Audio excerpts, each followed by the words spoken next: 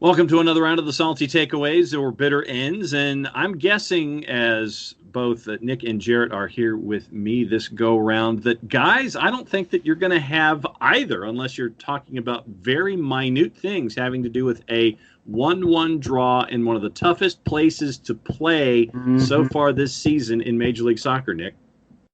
Yeah, we went up against a team that's as of now 5-2-0 with they're forcing 14 goals and only allowing 3. Seattle's very good, and I understand that you can be salty about the fact that Atlanta's goal came from a penalty. That's fine, but we're talking about having 63% of the possession, and we're talking about 83% pass accuracy. That's really good. That's fine.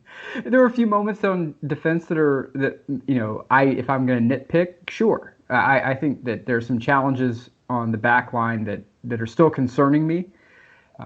It doesn't seem to be quite as I hate the word, but it doesn't seem quite as tidy as it was in 2019, and that's and we can attribute that to a lot of different things, but I do have some concern about how far back with Sosa and his ability to handle transition play into the second half with speed and intensity, because he's doing so much work, and it's amazing and fun to watch him. But I will say that this team right now, I'm okay with where we are, and I'm not panicked about the stuff in the final third. Do I want the stuff in the final third to click? Yes. I want those passes to be crisp. I want them to, space to be created, but it's a process. And I'm not a sunshine pumper. I'm being a realist that it takes time for that chemistry to take place and to grow and to develop. If we're having the same conversation in June and July, okay, great. Different conversation, different tone at least. But for right now, I'm thrilled to get out of Seattle with a point. Jarrett, your thoughts?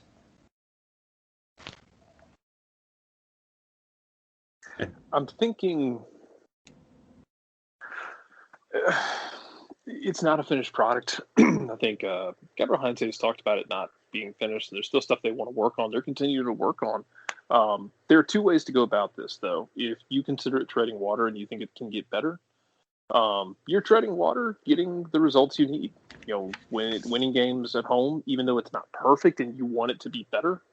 Drawing games on the road, even though it's not perfect and you want things to be better. It's better to tread water while you're figuring it out than to sink while you're figuring it out. It's kind of where I sit with it. I want to see more complete performances, I guess, as the season goes on. It's going to take time to get there, and Seattle was always going to be tricky. It kind of made my head kind of cocked to the side a bit, because there were, plenty of people before the game talking about how this was going to be you're chalking this up to a loss probably. Then don't be, even if it's a late penalty that gets you the draw, don't be so sad about it. If you expected a loss and you got a draw out of it, that's exceeding your expectations that you set for yourself. Right. It's going to be okay. I'm choosing to believe it's going to be okay. I'm also choosing to believe that Jake Mulroney is on a vengeance tour over the last, 70 minutes he's played. He's been coming off the bench, and Jake Mulroney has decided to take some scalps. Yeah, his speed, especially late in games, it's an app. And these tight little moves that he pulls off, where he can put in these one-on-one matchups, he's putting people in their butts. It's pretty impressive to watch. And his speed coming into the second half is absolutely a game changer. And I know there's some folks out there who are like, who are doing sub counting. Gabriel Heinze has 3 subs left. He has 2 subs left, and it's the 61st minute. Why? And well, that's why. Because he can bring people in who have exceptional pace, good handles, and they're running them at an exhausted defense. There's a method behind the madness. And I think you're right. I think I think Mulroney is absolutely here to snatch souls and take scalps, and I will not tolerate any more Lennon slander on any of my timelines. I mean, that he's the one who busted his butt to get into the 18 to draw that penalty. I have zero. Don't talk to me anymore about Gressel. And I know this may be, there are people who are going, oh, well, isn't he being, snooty and gatekeeping? Yes, I am, because I'm tired of hearing Gressel this, Gressel that. Lennon is constantly putting this team into dangerous positions in the attacking third. It be cross, be timely passing, being drawing fouls. His work rate is second to none. I will not tolerate any more slander. If I'm salty about anything, people who are still mad about Lennon, stop it. The kid's amazing. Let the guy cook, man. All right. So then, since you guys have mentioned Brooks Lennon, let's get into the situation that tied the match. And Miles Robinson, Brooks Lennon, penalty, Joseph, goal, scores even at that point. Nick, as you're looking at that sequence late in the match, what's going through your mind? First of all, the tidiness of the pass. The pass was excellent. The way that it was put right there in the space between I believe it was Tolo and Arriaga, and to find that space so perfectly with the timing was just exceptional, and I thought that was a first-rate pass. And secondly, it was a clear penalty. The lead leg was lunging to the ball. The secondary leg absolutely took Lennon's legs out, and I don't think there was any controversy on the penalty at all. I think it was well drawn. It was earned. It was fantastic to see Joseph score, and this is one of those things. There's two ways that a player can come back from a traumatic injury. One is physically, and the most important is mentally. And it's not just, okay, I trust my legs, I trust my body. It's, do I still have it? And the one place that can really show up is at the penalty spot, because it's you and your brain, right? And to watch Joseph just bury it with the same stagger step and the pause and putting it in. To me, it was fantastic to see him. To watch his progress has been just fantastic. And but it all starts from the pass from the back, and that is where, when we talk about Miles Robinson's growth, do I think there's been a little bit of the slide on, maybe, like I said before, some of the tidiness?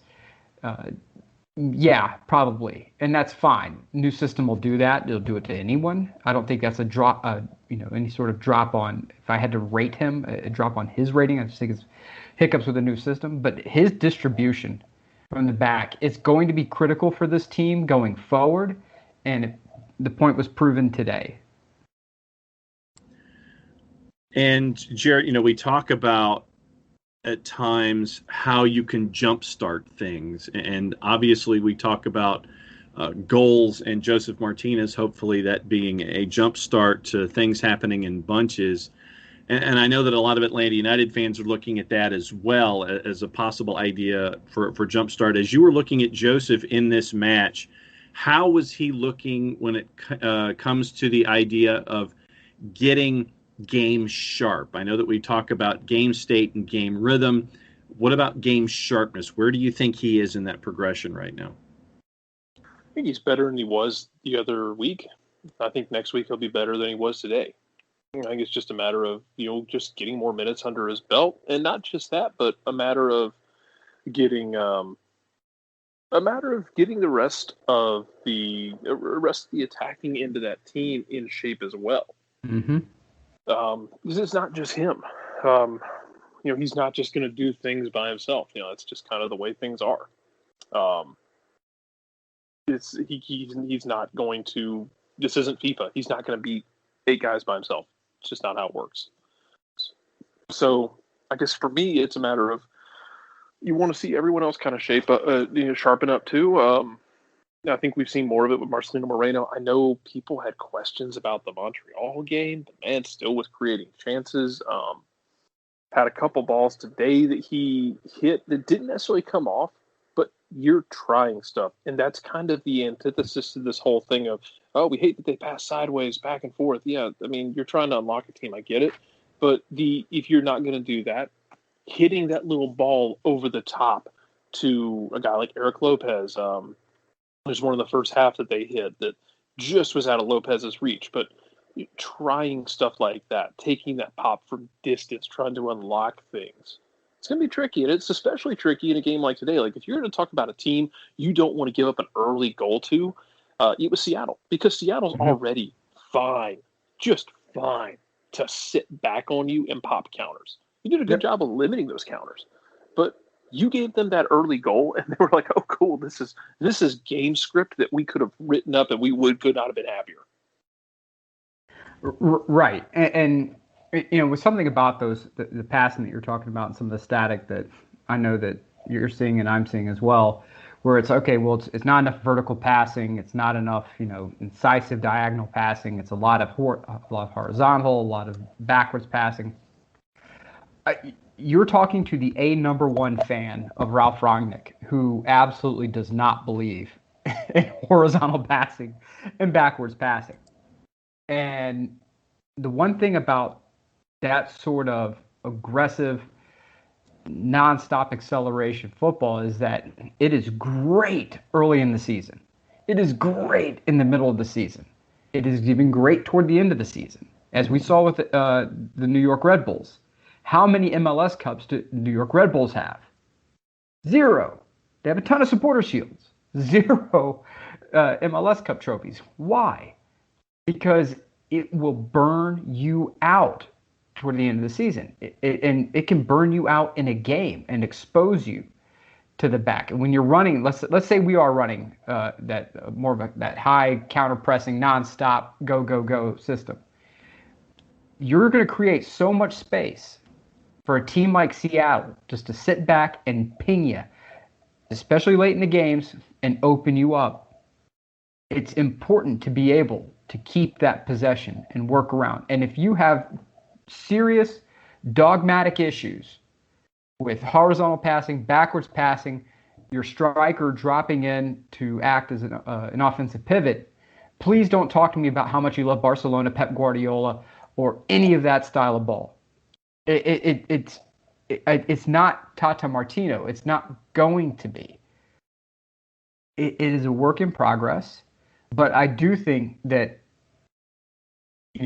as also the people who are Spurs fans, don't tell me how much you love Harry Kane when he's doing the same thing, But it's a part of the process, and it's going to open things up. The attacking in the final third will come. That those incisive passes in the final third will come. But a lot of those incisive passes have to be met by a runner at the right time, at the right place, and that's going to be something that's going to develop through chemistry. And it's the same thing whenever you do those vertical passes down the wings, and you were expecting either a Moreno or a Lopez to know when to reach out and to cut outside to receive the pass, as a Lennon or a Bello would cut in to receive the secondary inside pass. That stuff comes in time. And then if Bello receives it and runs into traffic, okay, where's Hyman going to be? Where's Ibarra going to be? Where's Moreno going to be in these situations? So then I know where to put the ball intuitively. And that they're not there yet. And so I understand that the issues between with the horizontal and the backward passing, but I'm telling you, it's a part of the process, and I am a huge fan of vertical and incisive passing. I just think that it's going to come when the chemistry hits and when the timing hits. I just don't understand how you can't be thrilled at walking out of the toughest place to play in MLS this season, ask the LA Galaxy, and you're walking out with a point. I'm A-okay with this. And Jarrett, we look at some of the basic numbers from the match at Lumen. Total passes on the day for Atlanta United in comparison to Seattle. Total passes 547 to 317. And this goes back to the notion that Brian Schmetzer brought up in his post-game press conference, where he was giving Atlanta United a whole lot of credit for for pinning Seattle in. And I think Christian Roldan said the same thing post-match, where they were pinning Seattle in and they weren't able to do what they normally do. And your passing accuracy numbers, just as a bellwether in all of this, passing accuracy on 547 passes for Atlanta United as a group, 83.5%. Passing accuracy on basically 40% less passes during a match for Seattle. Only passing accuracy at about 75%. So Atlanta United, it seems like they were able to do what they wanted to do defensively, and there wasn't a whole lot for Brad Guzan to do, because I think he only had one save in the match. And so I think that speaks to what we got to see defensively from Atlanta United going into this match at Lumen Field. Yeah, and I mean, like I said, it was that situation where it set up perfectly for Seattle. Like, that was exactly what they wanted. It's the early goal. They can sit back and counter. They'll let Atlanta have possession. They'll let anybody have possession. Seattle don't care. Seattle doesn't really care about the possession or the passing number. But it does speak to, what Atlanta was capable of doing, especially in the second half, when they were able to kind of unlock things and kind of figure things out as they went along, and be more creative and assertive on the offensive side of the ball. And it's one of those things that's going to come. I mean, it to me, it rings like something that you're in that mode of development, because you can see flashes of what you want to see, but it's not consistent. So it is something it's not like it's a lack of something being there. Like, it's not like, well, it's just not there. No, it's there. It's just in spurts. And you want it to be more consistent. It's going to take time to get there, but you can kind of see the flashes of it developing. I saw some people talking about, they only had 2 shots on goal. So did Seattle. And I get, again, Seattle's going to counter, but Seattle's also going to pack in and be very good defensively. Like, I get Seattle is missing Nicholas Lodeiro pulling the strings, and they're missing Jordan Morris. But that team, they've decided we're gonna be happy to sit and counter. They are more than happy to sit and counter, and they are more than happy to be a defensive hellfire. And they do a really good job of the way they move, the way they limit you, and they're kind of terrifying. And the way they can pop. Go ahead, John. Go ahead, Nick. No. I'm agreeing with you. Brian Spencer may look like he's ready to sell you, slow growth mutual funds, but the man knows how to coach a team. The man knows how to coach a team. I mean, he's got a, how many MLS Cups to his name? I mean, Zombie Sounders. I mean, they can put it. The man knows what he's doing. So I completely agree with it flusters me if anything, because this is a team that we've seen what Atlanta United looks like checked out. Let's just be very clear. We've seen it, right? Let's all go back to Orlando in 2020. We've seen what a checked out Atlanta United looks like, where they're adrift, where they have nothing going on. This is anything but. And you gave up, look, Raul Ruidiaz. First of all, I have to say something, and it hurts my heart to say it. My daughter was cheering for Raul Ruidiaz. She developed a kinship with him watching this game. She's 4, by the way. So she has an eye for talent. Yeah. And she said he's invited to her birthday. So if anyone out there knows Raul Ruidiaz. Well, let's talk to Nico Moreno, let Nico know. Right. So let's just put it Raul Ruidiaz, you have an invite to my 4-year-old daughter's birthday. There you go. But you let in a fantastic set piece goal 6 minutes into the game, and yet again you have a team that fought to the very end, that was able to get a goal by hook or by crook. You got the ball in the back of the net to tie things up. Now that's 2 times you've had this team come back at the death to win it. That's heart. That's determination. I am completely okay with that. The final third stuff, when it clicks, this team is going to be downright terrifying when it clicks. What we need now is for everyone to stay healthy. There were a lot of cards in this game. 4 yellow cards for Atlanta. That to me, that's got to get cleaned up, and it's just the nature of the match. I understand that. Just a couple of professional fouls. But when the ref starts throwing cards early, it changes everything. A lot of cards in this game. But I will say that I want to watch the yellow card accumulation. I definitely want to make sure we're getting, staying healthy. And keep in mind, Dom and Barco are coming back, and when they do, it's going to be added elements to this thing. So we can have disagreements on player salaries and ratings and whatnot. That's fine. We can have that conversation. But there have been several opportunities this season, and including in this game, where I'm like, Dom could have got to that ball. Barco could have unlocked that.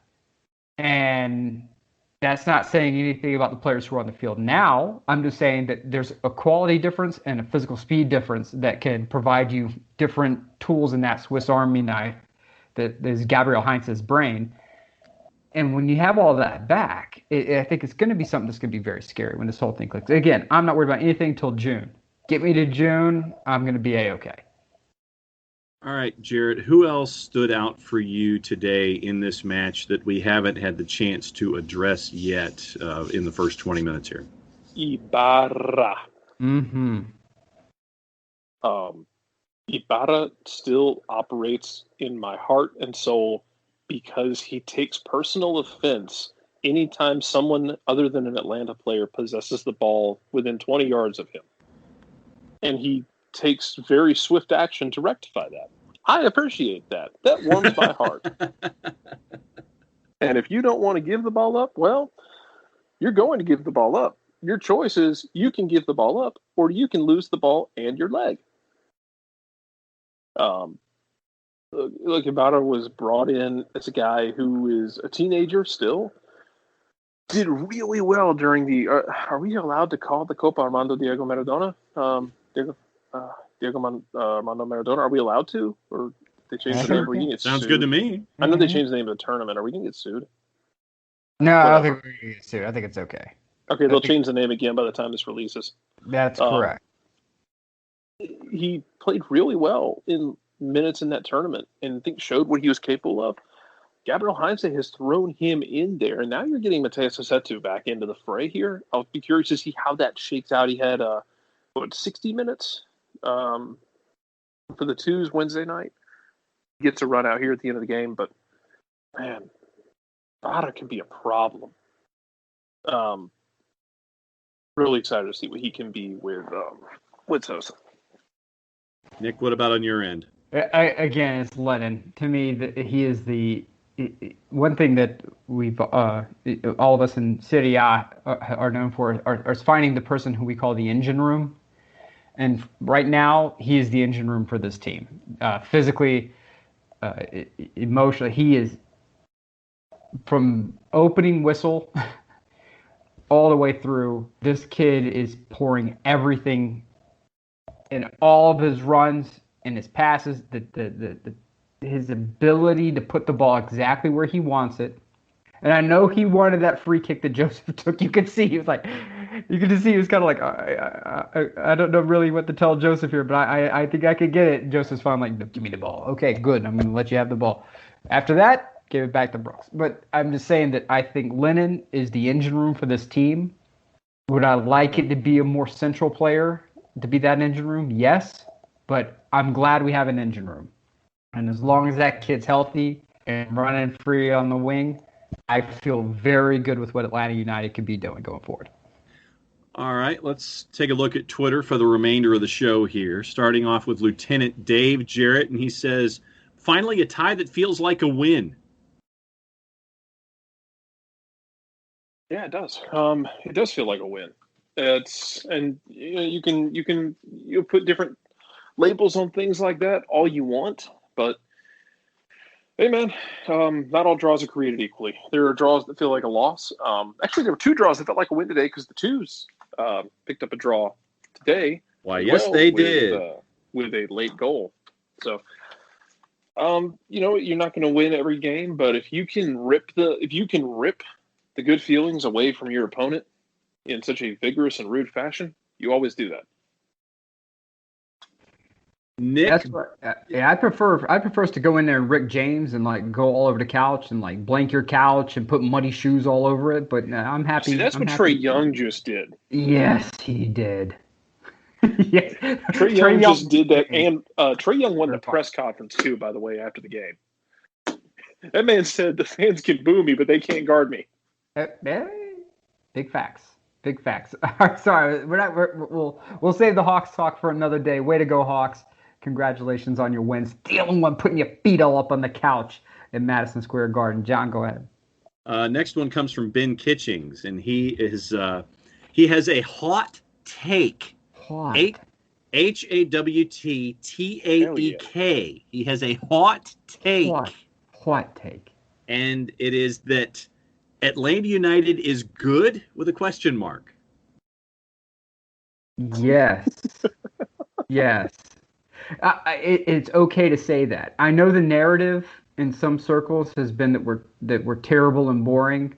I understand that this is a very popular take. I understand that there are those of us who have not been pushing the panic button with our foreheads, who have been called sunshine pumpers and whatnot. I'm here to tell you now, you heard it here first.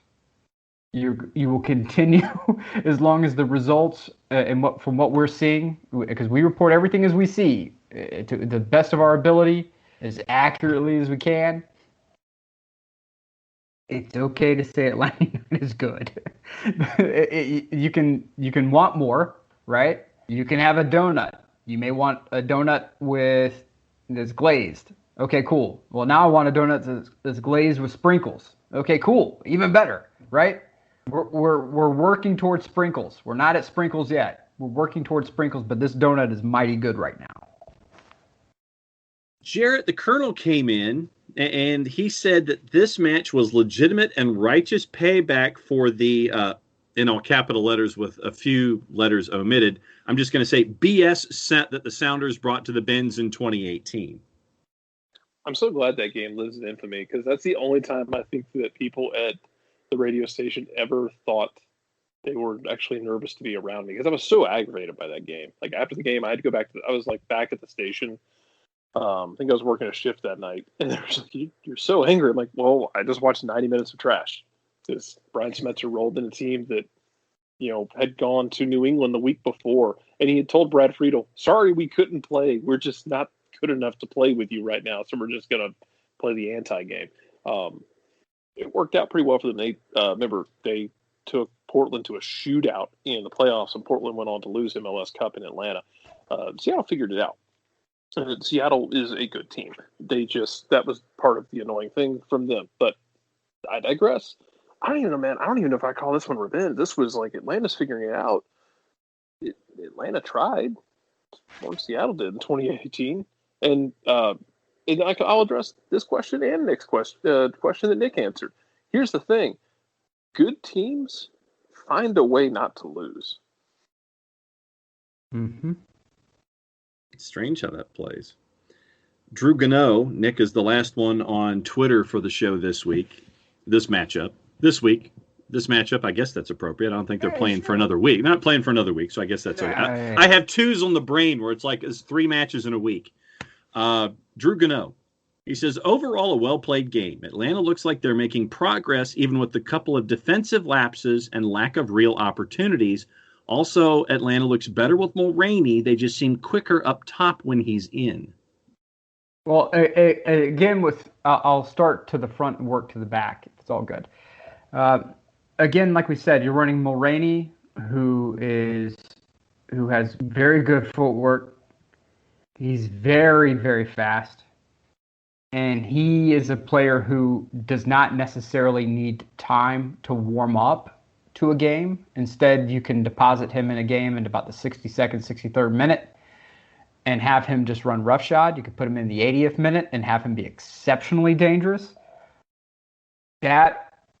Having players like that on your bench or having them on your team in general is a fantastic luxury.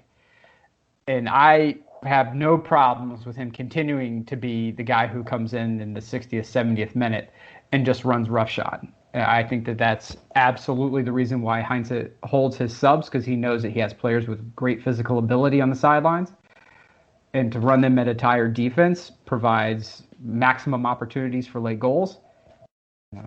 Would I like to have those goals earlier in a game? Me personally, sure. But I don't have a UEFA coaching license. I don't have a U.S. soccer coaching license. So I'm just going to be the fan who says, okay, cool, I get it.